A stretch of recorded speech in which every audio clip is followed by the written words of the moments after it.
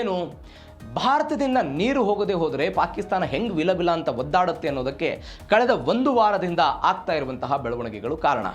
ನೋಡಿ, 2025 ಏಪ್ರಿಲ್ ತಿಂಗಳಲ್ಲಿ ಪಹಲ್ಗಾಮ್ ದಾಳಿಯ ನಂತರ ಸಿಂಧು ನದಿ ಒಪ್ಪಂದವನ್ನು ಅಮಾನತಿನಲ್ಲಿಟ್ಟಿದ್ದು, ಅದಾದ ನಂತರ ಪಾಕಿಸ್ತಾನದ ಒಟ್ಟಾರೆ ಏರುಪೇರಾಗಿತ್ತು. ಪಾಕಿಸ್ತಾನದಲ್ಲಿ ಇಸ್ಲಾಮಾಬಾದ್ನಲ್ಲಿ ಈ ಸಿಂಧು ನದಿ ನೀರಿನ ವಿಚಾರಕ್ಕೆ ಸಂಬಂಧಪಟ್ಟಂತೆ ಅಂತಾರಾಷ್ಟ್ರೀಯ ಸಭೆಗಳನ್ನು ಮಾಡಿದರು. ಅಲ್ಲಿರುವಂಥ ಬೇರೆ ಬೇರೆ ಪಾರ್ಟಿ ನಾಯಕರುಗಳು, ಅಲ್ಲಿರುವಂಥ ರಕ್ಷಣಾ ಸಚಿವರು ಅಥವಾ ಅಲ್ಲಿರುವಂತಹ ಸೇನೆ ಬೇರೆ ಬೇರೆ ಹೇಳಿಕೆಗಳನ್ನೆಲ್ಲ ಕೊಟ್ಟಿದ್ದನ್ನು ನೋಡಿದ್ದೀವಿ. ಇದೀಗ ಒನ್ಸ್ ಅಗೇನ್ ಅದೇ ಥರನಾಗಿ ಮಾತನಾಡೋ ಪ್ರಯತ್ನವನ್ನು ಪಾಕಿಸ್ತಾನ ಮಾಡ್ತಾ ಇದೆ. ಯಾಕೆ ಪಾಕಿಸ್ತಾನದ ಪರಿಸ್ಥಿತಿ ಯಾಕೆ ಹಿಂಗಾಯಿತು? ಸಿಂಧು ನದಿ ನೀರು ಯಾಕೆ ಪಾಕಿಸ್ತಾನಕ್ಕೆ ಇಂಪಾರ್ಟೆಂಟು? ಹಾಗಾದರೆ ಅಂತಾರಾಷ್ಟ್ರೀಯ ಕಾನೂನಾತ್ಮಕವಾಗಿ ಪಾಕಿಸ್ತಾನಕ್ಕೆ ಹೋರಾಟ ಮಾಡೋದಕ್ಕೆ ಸಾಧ್ಯ ಇದೆಯಾ? ಒಂದು ವೇಳೆ ಹೋರಾಟ ಮಾಡಿದರೂ ಯಾವ ಆಪ್ಷನ್ಗಳ ಮುಖಾಂತರ ಹೋರಾಟ ಮಾಡ್ಬೋದು? ಭಾರತ ಇದಕ್ಕೇನು ಉತ್ತರ ಕೊಡುತ್ತೆ ಅನ್ನೋದು ಸದ್ಯಕ್ಕಿರುವಂತಹ ಪ್ರಶ್ನೆ. ಎಲ್ಲ ವಿಚಾರ ಬಗ್ಗೆಯೂ ಕೂಡ ಡೀಟೇಲ್ಸ್ ನೋಡ್ತಾ ಹೋಗೋಣ. ಸಿಂಧು ನೀರಿಗಾಗಿ ಪಾಕ್ ಯುದ್ಧದ ಬೆದರಿಕೆ ಹಾಕಿರೋದು.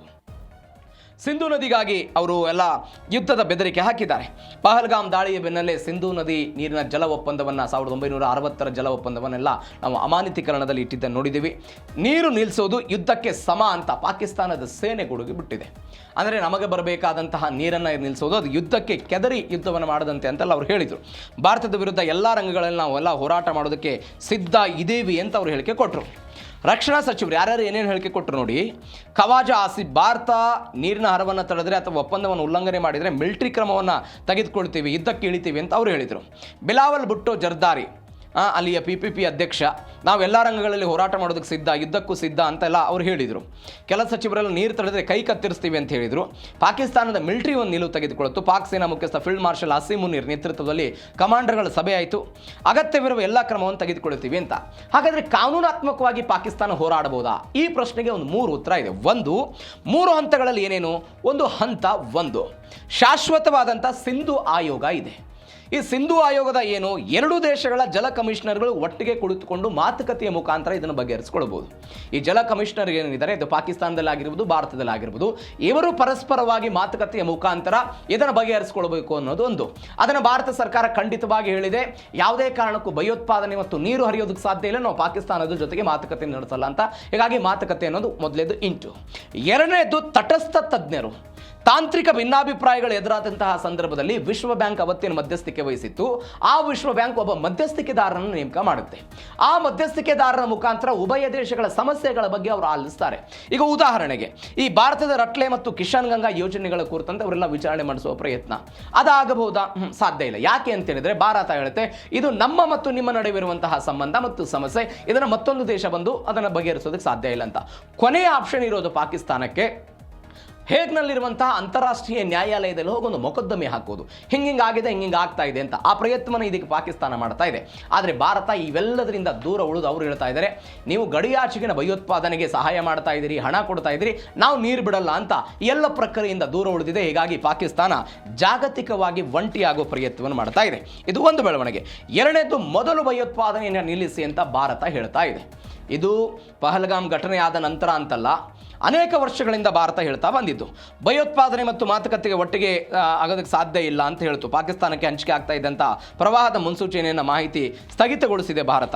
ನೀವು ನೋಡಿ, ಚೆನಾಬ್ ನದಿ ಪಾತ್ರದ ಒಂದು 4 ಪ್ರಮುಖ ಯೋಜನೆಗಳು. ಚೆನಾಬ್ ನದಿ ಮೇಲೆ ಒಂದು 3014 ಮೆಗಾವ್ಯಾಟ್ ಸಾಮರ್ಥ್ಯದ ಒಂದು ಬೃಹತ್ ಯೋಜನೆಗಳೆಲ್ಲ ನಡೀತಾ ಇದೆ. ಅದು ಫಾಕಲ್ದುಲ್ಲಾ ಆಗಿರ್ಬೋದು, ಕಿರು ಆಗಿರ್ಬೋದು, ಕ್ವಾರ್ ಆಗಿರ್ಬೋದು, ರಟ್ಲೆ, ಅದಾದ ನಂತರ ಸಾವಲ್ ಕೋಟ್, ಇವೆಲ್ಲವನ್ನು ಕೂಡ ಭಾರತ ಮಾಡ್ತಾ ಇದೆ. ಚಿನಾಬ್ ಬಿಯಾಸ್ ಲಿಂಕ್ ಟನಲ್ ಪ್ರಾಜೆಕ್ಟನ್ನು ಮಾಡ್ತಾ ಇದೆ 2352 ಕೋಟಿ ರೂಪಾಯಿ ವೆಚ್ಚದಲ್ಲಿ. ಅಂದರೆ ಪಾಕಿಸ್ತಾನಕ್ಕೆ ಏನು ನೀರು ಹೋಗ್ತಾ ಇತ್ತು ಅದೆಲ್ಲವನ್ನು ಸ್ಥಗಿತಗೊಳಿಸಿ ನಮಗೆ ಬಳಕೆ ಮಾಡಿಕೊಳ್ಳುವಂತಹ ಪ್ರಯತ್ನ. ಎಲ್ಲಕ್ಕಿಂತ ಹೆಚ್ಚಾಗಿ ಬೇಸಿಗೆಯ ಕೃಷಿ ಅವಧಿಯಲ್ಲಿ ಭಾರತ ನಿಯಂತ್ರಣ ಮಾಡಿದರೆ ಪಾಕಿಸ್ತಾನದಲ್ಲಿ ಭೀಕರ ಬರಗಾಲ ಸೃಷ್ಟಿಯಾಗಬಹುದು. ಮಳೆಗಾಲದಲ್ಲಿ ಏಕಾಏಕಿಯಾಗಿ ನೀರು ಬಿಟ್ಟರೆ ಪಾಕಿಸ್ತಾನದ ಪಂಜಾಬ್ ಪ್ರಾಂತ್ಯದಲ್ಲೆಲ್ಲ ಭೀಕರ ಪ್ರವಾಹ ಆಗಬಹುದು ಎನ್ನುವಂಥ ಆತಂಕ ಇದೆ. ನೀವು ನೋಡಿ, ಇಷ್ಟು ದಿನಗಳ ಕಾಲ ಏನಾಗ್ತಾ ಇತ್ತು, ನಮ್ಮಲ್ಲಿ ಒಳ ಹರಿವಿನ ಪ್ರಮಾಣ ಎಷ್ಟಿದೆ ಮತ್ತು ಹೊರ ಹರಿವಿನ ಪ್ರಮಾಣ ಎಷ್ಟಿದೆ, ಏನು ಎತ್ತ ಅನ್ನುವಂಥ ಅಂಕಿ ಅಂಶವನ್ನು ಭಾರತ ಸರ್ಕಾರ ಹಂಚಿಕೊಳ್ತಾ ಇತ್ತು. ಆದರೆ ಯಾವಾಗ ನಾವು ಈ ಒಪ್ಪಂದವನ್ನು ಅಮಾನತ್ನಲ್ಲಿ ಇಟ್ವಲ್ಲ, ಪರಿಸ್ಥಿತಿ ಹೇಗಿದೆ ಅನ್ನೋದನ್ನು ಕೂಡ ನಾವು ಪಾಕಿಸ್ತಾನಕ್ಕೆ ತಿಳಿಸ್ತಾ ಇಲ್ಲ. ನಾಳೆ ಒಂದು ವೇಳೆ ನಮ್ಮ ಸಿಂಧು ನದಿಗೆ ಏನಾದರೂ ಒಳ ಹರಿವಿನ ಪ್ರಮಾಣ ಜಾಸ್ತಿಯಾಗಿ ನಾವು ಹೊರ ಹರಿವಿನ ಪ್ರಮಾಣವನ್ನು ಜಾಸ್ತಿ ಮಾಡಿಬಿಟ್ರೆ ಪಾಕಿಸ್ತಾನಕ್ಕೆ ಏಕಾಏಕಿಯಾಗಿ ಗೊತ್ತಾಗಲ್ಲ. ಪರಿಣಾಮ ಏನಾಗುತ್ತೆ, ಪಾಕಿಸ್ತಾನದ ಪಂಜಾಬ್ ಪ್ರಾಂತ್ಯದ ಒಟ್ಟಾರೆ ಪ್ರದೇಶ ಏನಾಗ್ಬಿಡುತ್ತೆ, ನೀರಿನಲ್ಲಿ ಮುಳುಗಡೆ ಆಗುವಂಥ ಆತಂಕ ಇದೆ. ಯಾರು ಮಾಡ್ಕೊಂಡಿರೋದು? ಇದು ಸಹಜವಾಗಿ ಪಾಕಿಸ್ತಾನ ಮಾಡ್ಕೊಂಡಿರೋದು. ಭಯೋತ್ಪಾದನೆಗೆ ಸಪೋರ್ಟ್ ಮಾಡಿ ಭಯೋತ್ಪಾದನೆಯನ್ನೇ ಉಸಿರಾಗಿ ತೆಗೆದುಕೊಂಡಿರುವಂತಹ ಪಾಕಿಸ್ತಾನ ಇವತ್ತು ಇಂಥದ್ದೊಂದು ಪರಿಸ್ಥಿತಿಯನ್ನು ಮಾಡ್ತಾ ಇದೆ. ಇದಕ್ಕೆ ಭಾರತ ಹೇಳ್ತಾ ಇದೆ, ಮೊದಲು ಭಯೋತ್ಪಾದನೆಯನ್ನು ನಿಲ್ಲಿಸಿ ಅಂತ ಅವರೆಲ್ಲ ಹೇಳ್ತಾ ಇರೋದು. ಯಾವಾಗ ಗಡಿ ಆಚೆಗಿನ ಭಯೋತ್ಪಾದನೆ ನೀವು ನಿಲ್ಲಿಸಲು ಅಲ್ಲಿ ತನಕವೂ ಕೂಡ ಇದು ಮುಂದುವರಿಯುತ್ತೆ ಅನ್ನುವಂತಹ ಮಾತುಕತೆಗಳನ್ನು ಭಾರತ ಹೇಳ್ತಾ ಇರೋದು. ನಾನು ಅವಾಗಲೇ ಹೇಳ್ತಾ ಇದ್ದೆ, ಕಾನೂನಾತ್ಮಕವಾಗಿ ಹೋರಾಟ ಮಾಡಿದರೆ ಪಾಕಿಸ್ತಾನಕ್ಕೆ ಸ್ಟ್ಯಾಂಡ್ ಉಳಿಯುತ್ತಾ ಅಂತ. ಭಾರತ ಸದ್ಯಕ್ಕೆ ಹೇಳ್ತಾ ಇರೋದೇನು, ಇದನ್ನು ತಾತ್ಕಾಲಿಕ ಮಟ್ಟದಲ್ಲಿ ಮಾತ್ರ ನಾವು ಅಮಾನತೀಕರಣದಲ್ಲಿಟ್ಟಿದ್ದೀವಿ, ಶಾಶ್ವತವಾಗಿ. ಈಗ ಉಭಯ ದೇಶಗಳ ಪೈಕಿ ಒಂದು ದೇಶ ಹೊರ ಹೋಗಬೇಕು ಅಂದರೆ ಅಲ್ಲೆಲ್ಲ ಮಾತುಕತೆ ಆಗಬೇಕು ಅನ್ನೋದು ನಿಯಮ ಇದೆ. ಆದರೆ ಅವತ್ತಿನ ಸ್ಥಿತಿ ಬೇರೆ, ಇವತ್ತಿನ ಸ್ಥಿತಿ ಬೇರೆ, ಆ ಮಾತು ಬೇರೆ. ಆದರೆ ಭಾರತ ಹೇಳ್ತಾ ಇರೋದೇನು, ತಾತ್ಕಾಲಿಕವಾಗಿ ನಾವು ಅಮಾನತೀಕರಣ ಮಾಡಿದ್ದೀವಿ ಅಂತ. ಇದು ಭಾರತಕ್ಕಿರುವಂಥ ಒಂದು ಪ್ಲಸ್ ಪಾಯಿಂಟು. ಇವೆಲ್ಲದರ ಜೊತೆಗೆ ಪಾಕಿಸ್ತಾನಕ್ಕೆ ಇದೀಗ ಉಕ್ರೇನ್ ಸಹಾಯ ಆಗ್ತಾ ಇದೆಯಾ? ಯಾವ ಉಕ್ರೇನ್? ರಷ್ಯಾ ವಿರುದ್ಧ ಹೋರಾಟ ಮಾಡ್ತಾ ಇರುವಂಥ ಉಕ್ರೇನ್. ಯಾವುದ್ರ ಮುಖಾಂತರ? ಡ್ರೋನ್ಗಳ ಮುಖಾಂತರ ಹೋರಾಟ ಮಾಡ್ತಾ ಇರುವಂಥ ಉಕ್ರೇನ್. ಹಾಗಾದರೆ ಪಾಕಿಸ್ತಾನಕ್ಕೆ ಹೆಂಗೆ ಸಹಾಯ? ಭಾರತದ ವಿರುದ್ಧ ಒಂದು 600 ಡ್ರೋನ್ ದಾಳಿಗಳನ್ನು ಬಳಸಿ ಪಾಕ್ ಒಂದು ದಾಳಿ ಮಾಡೋದಕ್ಕೇನೋ ಸಿದ್ಧತೆಯನ್ನೆಲ್ಲ ಮಾಡ್ಕೊಂಡಿತ್ತಂತೆ. ಅದೆಲ್ಲ ವಿಫಲ ಆಗಿದೆ ಅಂತ. ತಾಂತ್ರಿಕ ದೋಷ ಮತ್ತು ಭಾರತದ ಪ್ರತಿರೋಧಕ್ಕೆ ಆಪರೇಷನ್ ಸಿಂಧೂರ್ ಎಲ್ಲ ಮಾಡಿದ್ದು ನೋಡಿದ್ದೀವಿ. ಅವಾಗ ಅವರು ಚೀನಾದ ಡ್ರೋನ್ಗಳನ್ನೆಲ್ಲ ಬಳಕೆ ಮಾಡ್ಕೊಂಡಿದ್ರು. ಅದೆಲ್ಲ ಟುಸ್ ಆಗಿತ್ತು ಭಾರತದ ವಿರುದ್ಧ. ಹೀಗಾಗಿ ಇವರೆಲ್ಲ ಉಕ್ರೇನ್ ಜೊತೆಗೆ ಹೋಗ್ತಿದ್ದಾರೆ ಅಂತ. ನೀವು 90ರ ದಶಕದಿಂದಲೂ ಕೂಡ ಉಕ್ರೇನ್ ಮತ್ತು ಪಾಕಿಸ್ತಾನದ ನಡುವೆ ಒಂದು ಸಂಬಂಧ ಇದೆ, ರಕ್ಷಣಾ ಸಂಬಂಧ ಇದೆ. ಪಾಕಿಸ್ತಾನದ ಯುದ್ಧ ಟ್ಯಾಂಕರ್ಗಳಾದಂಥ T-80UD ಈ ಟ್ಯಾಂಕರ್ಗಳನ್ನೆಲ್ಲ ಉಕ್ರೇನ್ ಕೊಟ್ಟಿತ್ತು. ಇವತ್ತು ಅವರೇ ನೋಡ್ಕೋತಿದ್ದಾರೆ. ಹೀಗಾಗಿ ಪಾಕಿಸ್ತಾನಕ್ಕೆ ಬೃಹತ್ ಯುದ್ಧ ವಿಮಾನಗಳನ್ನು ಅಥವಾ ಅಮೆರಿಕಾದಿಂದ ನಾವು ಅತ್ಯಾಧುನಿಕವಾದಂಥದ್ದನ್ನು ಖರೀದಿ ಮಾಡ್ತೀವಿ ಅನ್ನುವಂತಹ ಪರಿಸ್ಥಿತಿಯಲ್ಲಿ ಪಾಕಿಸ್ತಾನ ಇಲ್ಲ. ಆರ್ಥಿಕವಾಗಿ ಸೋತು ಹೋಗಿದ್ದಾರೆ. ಈ ಕಾರಣಕ್ಕಾಗಿ ರಷ್ಯಾ ವಿರುದ್ಧದ ಯುದ್ಧದಲ್ಲಿ ಏನವರು ಅತ್ಯಂತ ಕಡಿಮೆ ವೆಚ್ಚದ ಡ್ರೋನ್ಗಳನ್ನು ಏನು ಬಳಕೆ ಮಾಡ್ಕೊಂಡಿದ್ರು ಅವುಗಳನ್ನು ಕೊಡ್ತಾರೆ ಅಂತ. ಈಗ ಭಾರತಕ್ಕೊಂದು ಆಪ್ಷನ್ ಅಂತ ಹೇಳಿದ್ರೆ, ಭಾರತ ಸಿಂಧೂ ನದಿಯ ಮೇಲ್ಭಾಗದಲ್ಲಿದೆ. ಈ ಸಿಂಧೂ ನದಿಯ ಮೇಲ್ಭಾಗದಲ್ಲಿ ಇರುವ ಕಾರಣಕ್ಕಾಗಿ ಆ ಒಟ್ಟಾರೆ ನೀರನ್ನು ನಿಯಂತ್ರಣ ಮಾಡುವಂತಹ ಶಕ್ತಿ ಸಾಮರ್ಥ್ಯ ಯಾರಿಗಿದೆ? ಭಾರತಕ್ಕಿದೆ. ಹೀಗಾಗಿ ಆ ನೀರನ್ನು ನಿಯಂತ್ರಣ ಮಾಡುವ ಪ್ರಯತ್ನವನ್ನು ಮಾಡ್ತಾ ಇದೆ.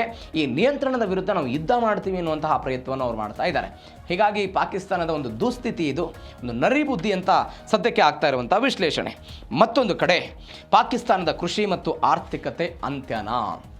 80% ಜನ ನಾಳೆ ಚಳಿಗಾಲ ಬಂತು ಹೇಳಿದ್ರೆ ಅಲ್ಲಿ ಗೋಧಿಯನ್ನು ಬಿತ್ತನೆ ಮಾಡ್ತಾರೆ. ಗೋಧಿಗೆ ಯಾವ ನೀರು ಬೇಕು? ಇದೇ ಸಿಂಧೂ ನದಿ ನೀರು ಬೇಕು.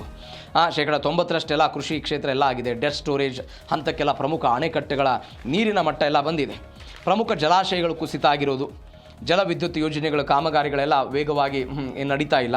ತರ್ಬೆಲಾ, ಮಂಗ್ಲಾ ಜಲಾಶಯಗಳಲ್ಲಿ ನೀರಿನ ಮಟ್ಟ ಕುಸಿತ ಆಗಿದೆ. ಹೈಡ್ರಾಲಜಿಕಲ್ ಡೇಟಾ ಕಡಿತ ಆಗಿದೆ. ಅಂದರೆ ಮುನ್ಸೂಚನೆ ಯಾವುದನ್ನು ಕೂಡ ಕೊಡ್ತಾ ಇಲ್ಲ. ಹೀಗಾಗಿ ಅದು ಪಾಕಿಸ್ತಾನಕ್ಕೆ ಹೊಡೆತ ಬಿದ್ದಿದೆ. ಆರ್ಥಿಕ ಮತ್ತು ಇಂಧನ ಬಿಕ್ಕಟ್ಟಲ್ಲಿ ಸೃಷ್ಟಿಯಾಗಿರೋದು. ಅಂದರೆ ಯಾವ ಸಿಂಧ್ ಮತ್ತು ಪಂಜಾಬ್ ಪ್ರಾಂತ್ಯಗಳಿಗೆ ನೀವು POKಯ ವಿದ್ಯುತ್ತನ್ನು ತೆಗೆದುಕೊಂಡು ಹೋಗಿ ಇವರೆಲ್ಲ ಕೊಡೋ ಪ್ರಯತ್ನವನ್ನು ಮಾಡ್ತಿರಲ್ಲ. ಯಾವ ಜಲವಿದ್ಯುತ್ ಮೇಲೆ ಪಾಕಿಸ್ತಾನ ಡಿಪೆಂಡೆನ್ಸಿ ಆಗಿತ್ತೋ ಇವತ್ತು ಅದೇ ಜಲವಿದ್ಯುತ್ ಮೇಲೆ ಇದೀಗ ಪಾಕಿಸ್ತಾನಕ್ಕೆ ಒಂದು ಏಟು ಕೊಡೋ ಪ್ರಯತ್ನವನ್ನು ಭಾರತ ಮಾಡಿದೆ. ಇದು ಪಾಕಿಸ್ತಾನದ ಒಟ್ಟಾರೆ ಸದ್ಯದ ಪರಿಸ್ಥಿತಿ.